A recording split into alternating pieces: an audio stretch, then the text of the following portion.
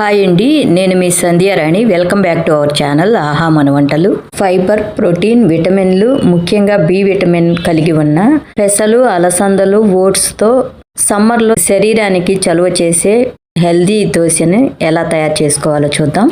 ఒక గ్లాసు పెసలను ఒక బౌల్లోకి తీసుకుని ఒక పావు గ్లాసు అలసందలను కూడా వేసుకుని బాగా కడిగి గింజల పై వరకు నీళ్లను పోసి ఒక 8 hours మూత పెట్టి నాననివ్వాలి. మనం ఉదయం నానబెట్టుకున్నట్లయితే ఈవినింగ్ వీటన్నిటిని మెత్తగా గ్రైండ్ చేసుకుని ఒక 2 hours బయట ఉంచి, మనకి నైట్ దోశ తినే అలవాటు ఉన్నట్లయితే నైట్ కూడా వేసుకోవచ్చు. లేదంటే ఒక 2 hours బయట ఉంచి ఫ్రిడ్జ్లో పెట్టుకొని ఉదయం లేట్ అవ్వకుండా మనం ఫ్రిడ్జ్లోంచి తీసి దోశలు వేసుకోవచ్చు.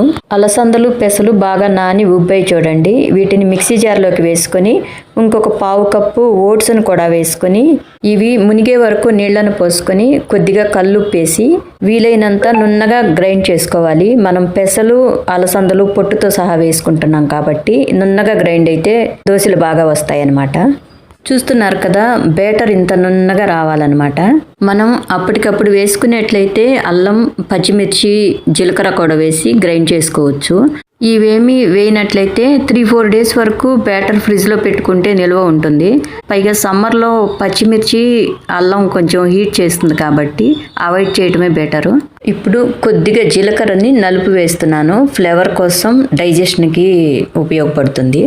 ఇలా మరొకసారి బాగా కలుపుకొని ఇంకా దోశలు వేసుకోవటమే. ఫస్ట్ 2 days దోశలు వేసుకుని ఫ్రిడ్జ్లో పెట్టేసి 4th day దోశలు వేసుకునేటప్పుడు మీకు చూపిస్తున్నాను. ఈ బ్యాటర్ని దోశలు వేసుకునే 10 నిమిషాల ముందు బయటకు తీసి పెట్టుకొని మళ్ళా మనం దోశ వేసుకోవటం అయిపోయిన ఎమ్మటే ఫ్రిడ్జ్లో పెట్టేసేయాలి.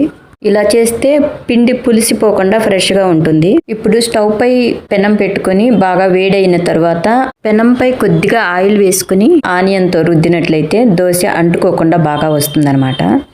ఐరన్ పెనము మిడిల్లో కొంచెం గుంటగా ఉంది, అందుకే సైడ్స్ నుంచి ఫస్ట్ పిండి వేసి మళ్ళీ మొత్తం కవర్ చేసి స్ప్రెడ్ చేస్తున్నాను అనమాట. పైగా మిడిల్లో ఫ్లేమ్ ఎక్కువగా ఉంటుంది కాబట్టి దోశ మధ్యలో మాడిపోయినట్లుగా అనిపిస్తుంది.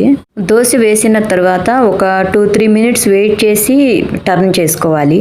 మీడియం ఫ్లేమ్లో దోశ తడి లేకుండా టేస్ట్గా, స్పైసీగా ఉండేదానికి కొబ్బరి, పప్పులు, వెల్లుల్లితో చేసిన కారాన్ని పైన స్ప్రెడ్ చేస్తున్నాను. కొద్దిగా నెయ్యి కానీ ఆయిల్ కానీ అప్లై చేసి స్ప్రెడ్ చేసినట్టయితే ఇంకా చక్కగా స్ప్రెడ్ అవుతుంది. క్యారెట్ తురుము, సన్నగా తరిగిన ఆనియన్స్ని కూడా వేసి అట్లకాడతో జాగ్రత్తగా తీసి ఫోల్డ్ చేసి ప్లేట్లోకి తీసుకోవటమే.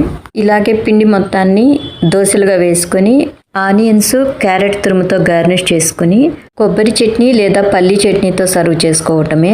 అల్లం చట్నీ చాలా బాగుంటుంది, అయితే సమ్మర్లో హీట్ చేస్తుంది కాబట్టి అవాయిడ్ చేయటమే మంచిది. బియ్యంతో చేసిన దోశల్లాగా కాకుండా వీటిని కొంచెం సేపు ఎర్రగా వేగిన తర్వాత టర్న్ చేసుకున్నట్లయితే టేస్ట్ చాలా బాగుంటుంది. దోశ కూడా పెనం పైన అంటుకొని పోకుండా ఈజీగా వచ్చేస్తుంది అనమాట. ఓట్స్లో ఉన్న ఫైబర్, పెసల్లో ఉన్న ప్రోటీన్, 2 దోశలు తింటే కూడా కడుపు నిండిన ఫీలింగ్ వస్తుంది. ఎక్కువసేపు ఆకలి వేయకుండా ఉంటుందన్నమాట. క్లాస్ అవ్వాలనుకునే వాళ్ళకి ఇది చాలా ఉపయోగపడుతుంది. ఓట్స్లో సాల్యుబుల్ ఫైబర్ ఉండటం మూలాన హార్ట్ హెల్త్ కూడా మంచిది. లో గ్లైసిమిక్ ఇండెక్స్ ఉండటం మూలాన చక్కెర స్థాయిలు కూడా అదుపులో ఉంటాయి. ఇన్ని ఆరోగ్య ప్రయోజనాలున్న ఈ దోశని మీరు కూడా ఒకసారి ట్రై చేసి టేస్ట్ని ఎంజాయ్ చేయండి. మరొక మంచి రెసిపీతో మళ్ళీ కలుద్దాం. Thank you for watching.